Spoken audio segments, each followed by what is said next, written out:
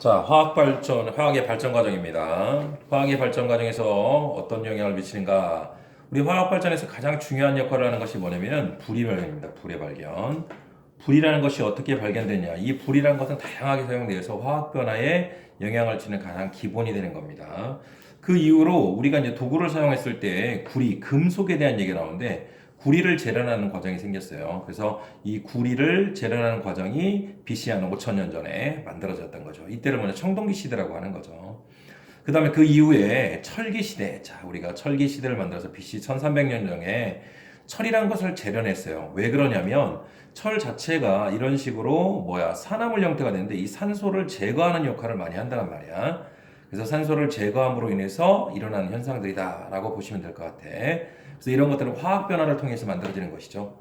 그 다음에 그 위에 연금술이라는 게 있는데 이 연금술이라는 건 대단히 화학 발달에 대단히 중요한 역할을 합니다. 실험 기구라든지 다양한 활용법들이 발견이 되었고 나중에 이제 화학혁명이라고 하는 1789년이 있었습니다.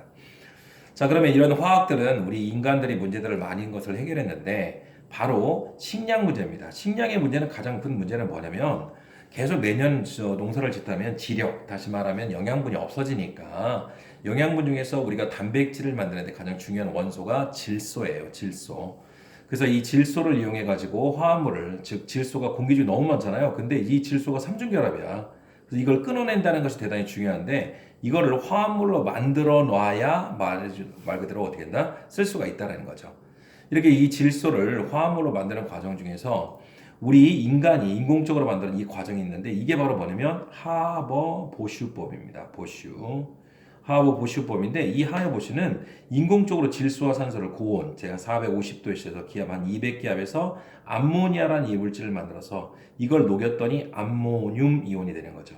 그래서 이걸 식물이 흡수해서 단백질을 만드는데 연료로 사용했다는 거야. 그래서 이게 바로 농업혁명이라고 일으킬 수 있는 하버 보슈법입니다. 자, 그 다음에 그 외에 자연적으로도 마찬가지로 이제 번개라는 것이, 그쵸? 이 질소를 질소 산화물로 만들어졌고, 공기 중에서 질소 NaO2, 이렇게 해서 이것들이 또 마찬가지로 물에 녹으면 질산이라는 걸 통해서 이것을 식물이 뿌리를 통해서 흡수하게 되는 그런 모습이 되겠습니다. 자, 그 다음에 그 외에도 다른 것이 있는데 이게 바로 뭐니? 뿌리혹 박테리아, 그쵸? 뿌리혹 박테리아.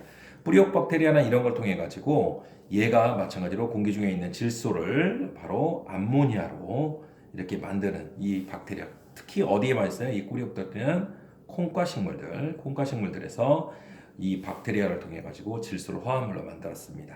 그러므로 인해서 화학적인 반응인데 중요한 거는 얘가 뭐니? 화학이니까 바로 요거 하버하고 보쉬에 의해서 만들어졌다는 거. 그게 중요합니다. 의료 문제도 마찬가지입니다. 면이라든지 이런 것들은 다 식물의 이야기죠. 이거는 비단이겠지만 모는 털. 이런 것들이 뭐냐면 면마 같은 경우는 뭐냐면 세포벽. 다시 말하면 이 세포벽에 의해서 바로 만들어진 건데 이 세포벽에 뭐가 많냐면 이렇게 탄소에서 OH, 이 OH기가 많아요.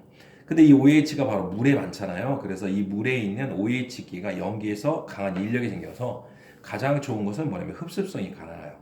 그래서 우리가 속옷을 같은 걸로 하면은 그쵸? 땀을 많이 흡수해서 좋은 촉감도 유지할 수 있고 좋습니다. 그래서 이제 대량 생산이 불가능하다는 것과 그다음에 질기지 않다는 게 단점이어서 나중에 이제 합성섬유 다시 말하면 석유를 통해서 만들어진 것입니다. 그래서 최초의 합성섬유는 나일론입니다. 나일론을 만들어서 폴리아마이드라고 하는데 테릴렌. 이 테릴렌은 얘는 이제 나일론 같은 경우는 겉감 같은 데 많이 쓰였고 얘는 안감 같은 데 많이 쓰고 그 다음에 필름 같은 데 많이 쓰입니다. 폴리아크릴은 아크릴로 니트릴이라서 아크릴판. 이걸 짧게 자르면 이것도 섬유가 됩니다. 자, 이렇게 되는 것으로서 화학이 이제 여러 가지 문제를 해결했고 그 다음에 또 넘어가 보면 그러면 이제 의료 문제도 해결할 수 있습니다. 그렇죠? 의료 문제를 해결할 수 있는데 이게 주거 문제죠. 주거 문제. 자, 주거 문제는 말 그대로 이제 살아가는 거잖아. 나무 같은 것을 풀 같은 거로 만들다가 철을 만드는데 아까 말했던 것처럼 철은 철광석이라는 것이 산화물 형태인데 이 산화물에서 산소를 제거하고 철을 통해서 이거를 재련해서 순수한 철을 얻는 거. 순수한 철, 선철이라고 하는 이 선철을 얻어가는 과정이 되게 중요했습니다. 근데 우리가 철을 사용하다 보니까 뭐가 된가? 산소와 반응해서 부식 현상도 일어나더란 이거죠. 근데 이걸 갖다가 재료로, 그치? 집의 재료로 쓸 수 있었고, 우리가 이 시멘트는 석회석을 가지고 생석회를 만들어서 이게 생석회를 석회석을 가열하게 되면 생석회가 되죠. 거기에 점토를 첨가한 것이 시멘트인데 그래서 회색이잖아. 그런데 이 회색에다가 모래나 자갈을 넣어서 건축재로 쓰는 거 이게 바로 콘크리트라고 하는 겁니다. 콘크리트. 이 콘크리트 중에서 철을 넣으면 철 콘크리트라고 얘기를 할 수 있습니다. 그 외에 건강 문제, 우리가 살아가는데 화학적인 재료를 쓰는 거예요. 뭘 쓸까요? 그래서 아스피린이라는 게 있는데 이 아스피린은 버드나무를 이용해서 얻어낸 것으로서 이게 진통제라든지 그다음에 해열제, 그다음에 그래서 아스피린 많이 먹어가지고 그다음에 그쵸 중국 사람들 넘어왔다는 거잖아. 아스피린. 그다음에 이게 100여 종 이상의 그 효과가 나타난다고 그래요. 피를 묽게 하기도 하고.